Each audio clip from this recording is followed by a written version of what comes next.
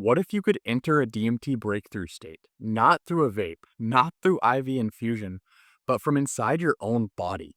This is the premise behind Endo-DMTx, an exploration of how to unlock extended DMT experiences through the body's own production. And yes, researchers are already beginning this quest. I'm Reed with TripM Essentials. This content's separate from my future role in naturopathic medicine. To clarify, we never recommend the use of illegal substances on this channel. Let's start with the basics. Your body already produces DMT, or N,N-dimethyltryptamine. Scientists have known this since the 1950s, that DMT naturally occurs in human blood and cerebrospinal fluid. In 2019, research by Dr. John Dean examined DMT production in rat brains, discovering that DMT circulates in similar quantities to common neurotransmitters like serotonin. Very similar levels. The same enzymes that produce DMT in rats were also found in humans in his studies. A key enzyme in this process is E-dmt, indolethylamine N-methyltransferase, which I'll discuss a bit later in the video. Stay tuned. The research by Dr. Dean found increases in DMT production in rats who were induced into cardiac arrest, which is a heart attack, indicating DMT may play some key anti-inflammatory role or protective role. Other research finds increased DMT levels during hypoxia, low oxygen states, kind of confirming the same sort of concept. And then previous researchers kind of assumed DMT found in humans was not acting in any relevant concentration to produce effects. But a recent review article discusses how DMT actually may play key roles in normal brain functioning. Research suggests it's likely to be a neuroprotective compound, playing a key role in neuroplasticity. It may increase neurogenesis, the proliferation of new neurons, gliogenesis, the proliferation of new glial cells in the brain. It has immunomodulatory and anti-inflammatory actions, and even shows induction of mitochondrial biogenesis, which is the creation of new mitochondria. If you're enjoying the video so far, please leave a like and subscribe. It really helps our channel grow. A key concept in DMT research has been emerging.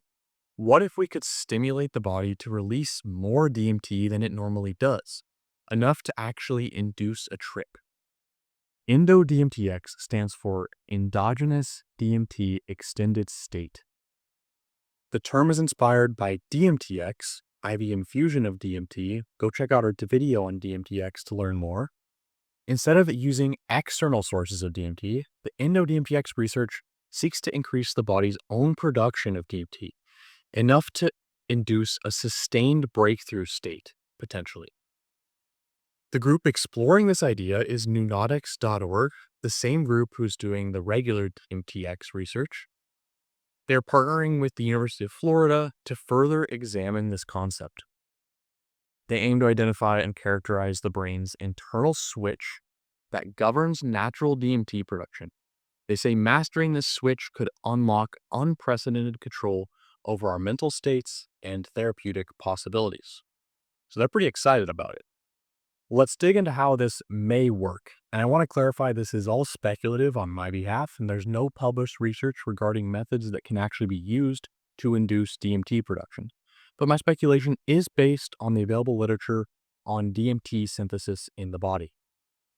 You already produce DMT naturally, especially under stress, trauma, and hypoxic conditions. DMT is, however, quickly broken down by MAOA, a natural enzyme in your body. Research shows that under the low oxygen conditions, MAO enzymes are inhibited, increasing DMT levels.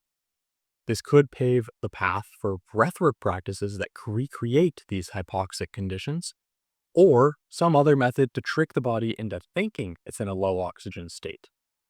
Realistically, I'd suspect one of the prime targets of the Endo-DMTx project to be the enzyme I-NMT mentioned earlier. This enzyme converts tryptamine to N-methyltryptamine, or NMT, and then into DMT.